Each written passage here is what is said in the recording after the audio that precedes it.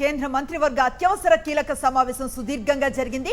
ప్రధాని మోదీ అధ్యక్షతన ఏర్పాటైన భద్రతా వ్యవహారాల కేబినెట్ సమావేశం 2.5 గంటల పాటు కొనసాగింది. ఇందులో పహల్గాం ఉగ్రదాడి ఘటనపై సుదీర్ఘంగా చర్చించారు.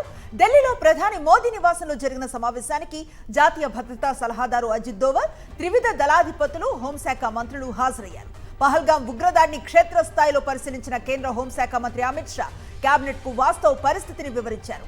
పహల్గాం ఘటనలో 26 మందిని పొట్టన పెట్టుకున్న ఉగ్రవాదుల ఘాతక చర్యను తీవ్రంగా పరిగణించిన కేంద్ర కేబినెట్ ఉగ్ర సంస్థల విషయంలో తీసుకోవాల్సిన అంశాలపై చర్చించింది. పాకిస్తాన్ కు గట్టి సందేశం పంపేలా ఉగ్రవాదాన్ని పెంచి పోషిస్తున్న దాయాది దేశం చర్యలను బహిర్గతం చేసి ప్రపంచం ముందు దోషిగా నిలిపేలా మోదీ సర్కార్ సమాలోచనలు చేసింది. ముష్కర మూకలను మట్టుబెట్టేందుకు కార్యాచరణ ప్లాన్ను సిద్ధం చేయాలని, మిలిటరీ అధికారులకు ఆదేశాలు ఇవ్వాలని భద్రతా వ్యవహారాల కేబినెట్ సమావేశంలో నిర్ణయించినట్లుగా సమాచారం. ఇదే అంశంపై పూర్తి సమాచారం మా ఢిల్లీ కరెస్పాండెంట్ వెంకటేష్ అందిస్తారు. వెంకటేష్, సుదీర్ఘంగా సాగిన కేంద్ర కేబినెట్ భేటీలో ఏ అంశాలు ప్రస్తావనకు వచ్చాయి? డీటెయిల్స్ ఏంటి? పహల్గాం ఉగ్ర దాడి ఘటనపైన భద్రతా వ్యవహారాల కేబినెట్ కమిటీ సుదీర్ఘంగా చర్చించింది. ఈ దాడి వెనుక ఎవరున్నారు, దీనికి సంబంధించినటువంటి వివరాలన్నీ కూడా ఈరోజు చర్చ జరిగింది. దాడి ఎవరు చేయించారు, ఎవరు చేశారు, దీనికి సంబంధించినటువంటి విషయాలపైన కూలంకషంగా చర్చించారు.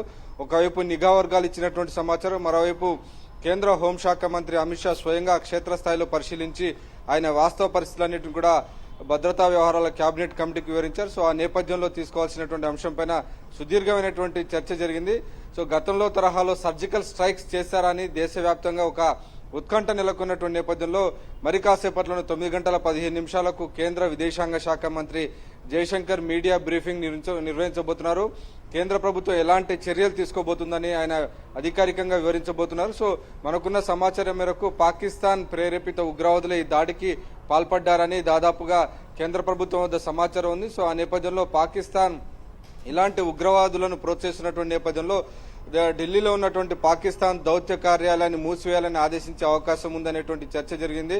అలాగే పాకిస్తాన్ సంబంధించినటువంటి దౌత్యవేత్తలందరినీ కూడా వెంటనే దేశం విడిచి వెళ్లాలని కూడా ఆదేశించే అవకాశాలు కనబడుతున్నాయి. అలాగే ఇస్లామాబాద్ లో ఉన్నటువంటి భారత్ హై కమిషన్ కార్యాలయాన్ని కూడా మూసివేయించాలని నిర్ణయం తీసుకునేటువంటి అవకాశం ఉందని తెలుస్తుంది. సో అన్ని దౌత్యపరమైనటువంటి సంబంధాలు తెంచుకునే దిశగానే ఒక నిర్ణయం ఉంటుందని అంచనా వేస్తున్నారు. సో ఆ నేపథ్యంలోనే విదేశాంగ శాఖ మంత్రి జయశంకర్ కు ఈ మీడియా సమావేశం బ్రీఫింగ్ బాధ్యతలు అప్పగించారు. నిజానికి సర్జికల్ స్ట్రైక్స్ సంబంధించినటువంటి విషయం చాలా రహస్యంగా సమయం సందర్భాన్ని చూసి చేయాల్సి ఉంటుంది కాబట్టి ఇప్పటికిప్పుడు సైనిక చర్య చేపట్టేటువంటి అవకాశం లేదని తెలుస్తోంది. ఎందుకంటే ఖచ్చితంగా ఇప్పుడు పాకిస్తాన్ పూర్తిగా అలర్ట్ అయినటువంటి నేపథ్యంలో ఖచ్చితంగా ఉగ్రవాదులు ఎక్కడైతే ఉన్నారో లాంచింగ్ ప్యాడ్స్ దాదాపు 40 లాంచింగ్ ప్యాడ్స్ పాక్ ఆక్యుపైడ్ కాశ్మీర్లోనే. సో అక్కడికి రీచ్ కావాలన్నా కానీ ఇప్పుడు అలర్ట్ అయినటువంటి నేపథ్యంలో సరైనటువంటి సమయం చూసి ఉగ్రవాదులకు బుద్ధి చెప్పేటువంటి అవకాశం ఉంది. సో బార్డర్ దాటి వాళ్ళపైన అటాక్ చేసేటువంటి అవకాశం ఉంది. అలాగే అంతకంటే ముందు పహల్గాంలో ఇప్పటికే దాదాపు 1500 మందిని అదుపులోకి తీసుకుని వారిని ప్రశ్నిస్తున్నారు. అందులో ఉగ్రవాదులకు ఎవరెవరు సహకరించారు, వారికి సంబంధించినటువంటి పూర్తి వివరాలన్నీ కూడా దర్యాప్తు కొనసాగుతున్నటువంటి పరిస్థితి. ఒకవైపు అంతర్జాతీయ సమాజం కూడా భారత్ తీసుకునేటువంటి చర్యలకు పూర్తి మద్దతు ఇస్తామని ప్రకటించిన నేపథ్యంలో ఖచ్చితంగా భారత్ పాకిస్తాన్ పైన కొన్ని కఠిన నిర్ణయాలు అమలు చేసేటువంటి అవకాశాలు మనకు స్పష్టంగా కనబడుతుంది. Right, thank you Venkatesh.